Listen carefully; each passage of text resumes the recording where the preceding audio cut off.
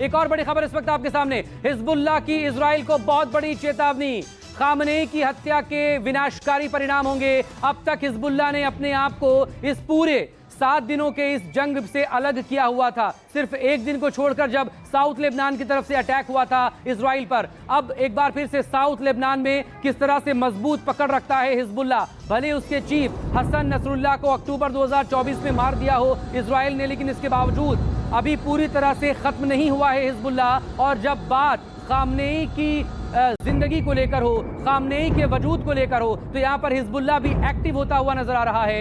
इस बार colonel TP त्यागी, आपसे लगातार जब बात हो रही थी आपने कहा था कि हिजबुल्लाह ने खुद को दूर रखा हुआ है, लेकिन आज हिजबुल्लाह ने भी ये साफ कर दिया कि अगर अमेरिका खामनेई का जिक्र करेगा, अगर नेतन्याहू खामनेई को ये कहेंगे कि उनके खात्मे के साथ युद्ध खत्म होगा, तो फिर हिजबुल्लाह चुप नहीं बैठेगा। साउथ लेबनान की तरफ से भी रॉकेट हमले होंगे, मिसाइल हमले होंगे इजराइल पर। देखिए, हिजबुल्लाह के हमलों को रोकने के लिए तो इजराइल कॉम्पिटेंट है और इजराइल ने रोक भी दिया।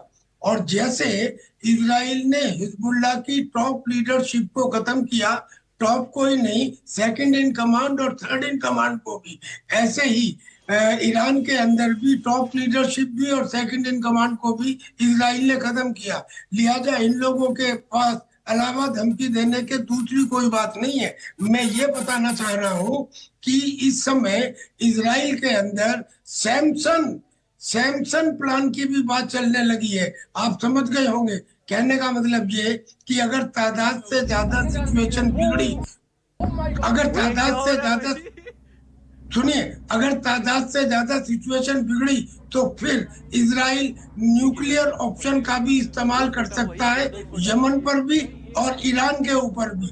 अब लेकिन ईरान की तरफ से क्या ये इतना आसान होगा कर्नल त्यागी? क्या इतना आसान होगा? नहीं, इतना आसान नहीं है, इतना आसान नहीं है। लेकिन सवाल यह है कि मरता क्या ना करता। इजराइल में आज तक ऐसा डिस्ट्रक्शन कभी देखा नहीं गया। बैलिस्टिक मिसाइल को तो वो रोक लेता, लेकिन जो हाइपरसोनिक मिसाइल ईरान से आ रही है, जिनकी स्पीड ध्वनि की रफ्तार से 10 गुना से भी ज्यादा है, उनके आगे हवा आयोनाइज हो जाती है, प्लाज्मा बन जाता है, और कोई भी रडार की जो रे वेव्स हैं वो बजाय रिफ्लेक्ट होने के उसमें एब्जॉर्ब हो जाती हैं, यानी कि उनको देखा ही नहीं जा सकता। वो आके अटैक कर रही है, और कहा, उनके अस्पतालों पे, उनके स्टॉक एक्सचेंज पे, उनके आईडीएफ के हेडक्वार्टर के ऊपर, मोसाद के हेडक्वार्टर के ऊपर और रिहायशी इलाकों में। ऐसे समय में एक सिचुएशन आ सकती है।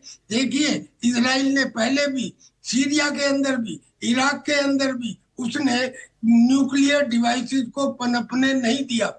वही वो यहाँ भी करेगा। अब इसमें अगर अमेरिका मदद करता है, और जो लाइकली है, क्योंकि अगर अमेरिका का मदद करने का इरादा ना होता तो उसने डूम्सडे प्लेन की लैंडिंग न कराई होती। सर, ये वही प्लेन है जो जिसमें 67 सैटेलाइट डिशेस और एंटीना लगे हुए हैं, जो पूरे ग्लोब के अंदर कम्युनिकेशन एस्टेब्लिश कर सकता है, जिसके ऊपर इलेक्ट्रोमैग्नेटिक वेव्स का असर नहीं होता और जिसमें किसी न्यूक्लियर ब्लास्ट का भी असर नहीं होता। अब इसको बुलाने का क्या मतलब है?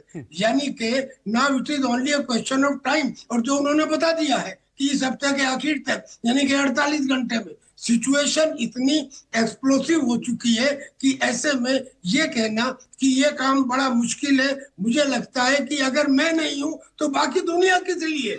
ये भी तो रशिया भी तो यही कहता था, इजराइल भी यही कह रहा है कि अगर मेरा अस्तित्व खत्म है तो मेरी बला से फिर मेरे लिए ईरान की या यमन की, इनकी क्या आवश्यकता है? उनको भी खत्म करें, और ये पॉसिबल है। और अभी तो लोग ये समझते थे कि उसके पास में 70 से 80 एटम बम होंगे, तो जानकारी मिल रही है कि उसके पास तो 400 से ज्यादा एटम बम है।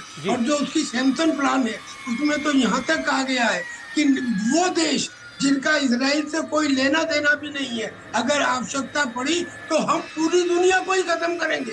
यानी कि इस किस्म के वॉलेटाइल विचार रखने वाला ये इजराइल क्या ये एक्सेप्ट कर लेगा? देखिए सर, चाहे कुछ हो जाए दुनिया में, अमेरिका इजराइल को ईरान से हारने नहीं देगा। लेकिन अब दूसरी जहाँ- तरफ, लेकिन कर्नल त्यागी, जिस तरह से दूसरी तरफ रूस की तरफ से बयान आ रहे हैं और चीन की तरफ से बयान आ रहे हैं, संजीव एक आखिरी सवाल आपसे, जैसा कर्नल त्यागी कह रहे हैं कि इजराइल को किसी भी हाल में अमेरिका अकेला नहीं छोड़ेगा, उसे हारने नहीं देगा, लेकिन रशिया की तरफ से जो रिएक्शंस हैं और चीन की तरफ से सीधा अमेरिका को जो टारगेट किया जा रहा है, क्या ये सब कुछ इतना आसान होगा? देखिए, एक ऐसे देश को रोकने की कोशिश हुई है जो कि न्यूक्लियर वेपन्स बनाना चाहता था, तो जाहिर है उसके खिलाफ न्यूक्लियर वेपन्स का इस्तेमाल किया जाए, ये तर्क संगत लगता नहीं है। लेकिन तैयारी जरूर की जा रही है। ये जो डूम्सडे प्लेन है E-4B, ये बड़ा ही खतरनाक प्लेन है क्योंकि ये कमांड सेंटर है और ये ऐसा कमांड सेंटर है जो कि न्यूक्लियर वेपन्स के जब इस्तेमाल होते हैं उस वक्त भी ये कामयाब होता है। और इसे कमीशन किया जाना इस बात का एक संकेत है कि बहुत जबरदस्त तरीके से हमला हो सकता है आने वाले दिनों में अमेरिका करेगा।